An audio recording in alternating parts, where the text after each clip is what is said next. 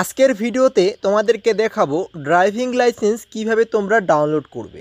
যখন আরটিওতে DL test complete হবে তখন কিন্তু তোমাদেরকে ডকুমেন্টসগুলো আরটিওতে সাবমিট করতে হবে। সাবমিট করার পরে 1 থেকে 3 উইকের মধ্যে কিন্তু তোমাদের ড্রাইভিং লাইসেন্সটি অ্যাপ্রুভ হয়ে যাবে এবং অ্যাপ্রুভ হওয়ার সঙ্গে সঙ্গে কিন্তু তোমাদের মোবাইলে মেসেজ আসবে এবং সেখানে কিন্তু তোমাদের ড্রাইভিং লাইসেন্স নাম্বার থাকবে।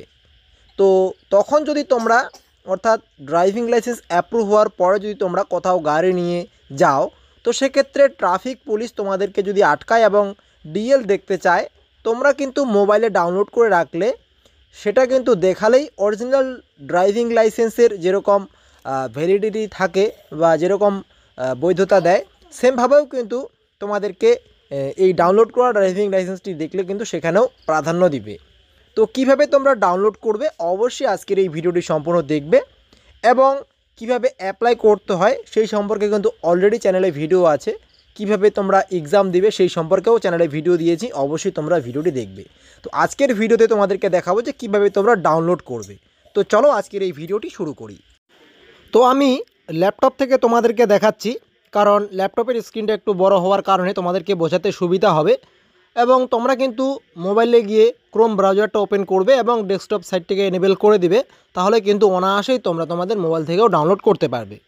তো প্রথমত তোমরা পরিবহন সেবার অফিসিয়াল ওয়েবসাইটটিতে ভিজিট করবে।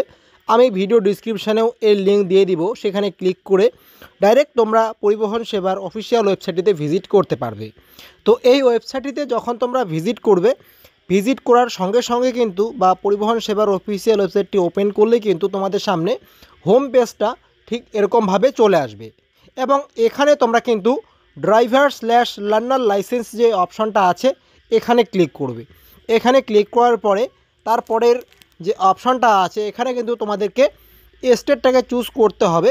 তো স্টেটটাকে চুজ করার জন্য তোমরা সিলেক্ট স্টেট নামের অপশনে ক্লিক করে তোমাদের স্টেটটাকে চুজ করবে। তো স্টেটটাকে চুজ করার পরে ঠিক এরকমভাবে আসবে। তোমরা কিন্তু দুইভাবে তোমাদের ড্রাইভিং লাইসেন্সটিকে ডাউনলোড করতে পারবে। এখানে তোমরা ড্রাইভিং লাইসেন্সের অপশনটিতে যাবে এবং এখানে প্রিন্ট ড্রাইভিং লাইসেন্সের একটি অপশন আছে, এখানে ক্লিক করে কিন্তু তোমাদের অ্যাপ্লিকেশন নাম্বার দিয়ে তোমরা কিন্তু ড্রাইভিং লাইসেন্সটিকে ডাউনলোড করতে পারবে। আরেকটা হচ্ছে আদার্স অপশানে ক্লিক করে এই অপশানটিতে এই যে সার্চ রিলেটেড অ্যাপ্লিকেশন একটা অপশন আছে এখানে। তো আমি প্রথম স্টেপটা তোমাদেরকে দেখাচ্ছি।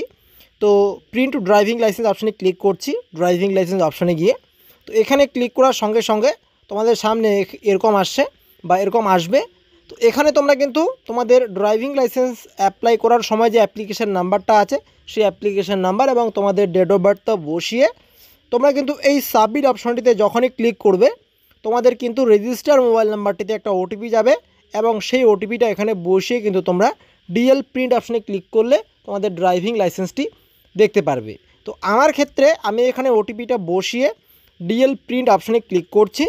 তো আমার ক্ষেত্রে কিন্তু এটা ডাউনলোড হবে না, এই কারণ আমি কিন্তু অনেক দিন আগে ড্রাইভিং লাইসেন্স বানিয়েছি এবং আমি কিন্তু কয়েকবার ডাউনলোড করেছি, সেই কারণে কিন্তু এখানে দেখাচ্ছে যে application number DL number print allowed days are exceeded please contact RTO. তো আমি যেমনটা তোমাদেরকে বললাম যে আমি কয়েকবার কিন্তু ডাউনলোড করেছি এই অপশনটা থেকে, সেই কারণে এখন আর ডাউনলোড হচ্ছে না।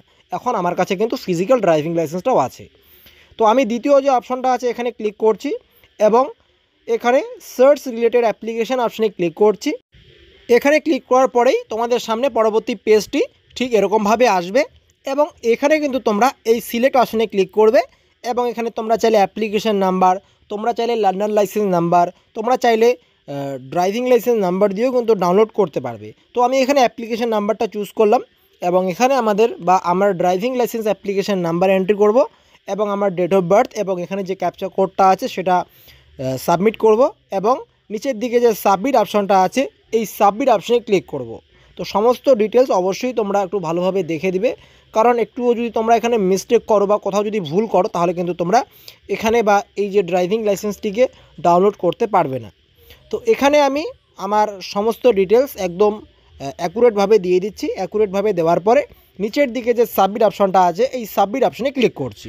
এরপরে তোমরা দেখতে পাচ্ছ এখানে কিন্তু অ্যাপ্লিকেশান নাম্বার, নাম এবং এখানে কিন্তু ড্রাইভিং লাইসেন্স নাম্বারটিও কিন্তু দেখিয়ে দিচ্ছে।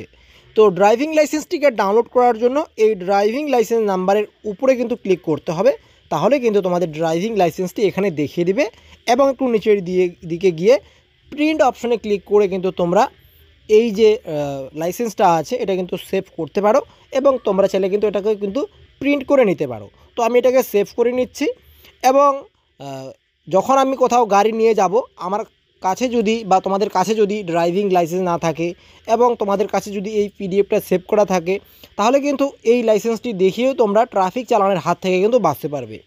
এবং তোমরা চাইলে কিন্তু আরও একটি অ্যাপ্লিকেশন আছে এম পরিবহন বলে, সেখানেও কিন্তু তোমরা তোমাদের ড্রাইভিং লাইসেন্সটিকে অ্যাড করে রাখতে পারো। তো সেই সম্পর্কে অলরেডি আমার এই চ্যানেলে ভিডিও আছে, অবশ্যই তোমরা আই বাটন থেকে বা ভিডিও ডিসক্রিপশন থেকে ভিডিওটি দেখে নেবে। তো বন্ধুরা, আজকের ভিডিওটি যদি ভালো লেগে থাকে অবশ্যই ভিডিওটিতে লাইক করবে। তোমাদের কোনো প্রশ্ন থাকলে অবশ্যই সেটা কমেন্টে লিখে জানাবে। আর অবশ্যই তোমরা এখন যদি এই চ্যানেলটিকে সাবস্ক্রাইব করে না থাকো অবশ্যই চ্যানেলটিকে সাবস্ক্রাইব করে নেবে। আজকে এ পর্যন্তই, দেখা হচ্ছে পরবর্তী ভিডিওতে। ভালো থাকবে, ধন্যবাদ।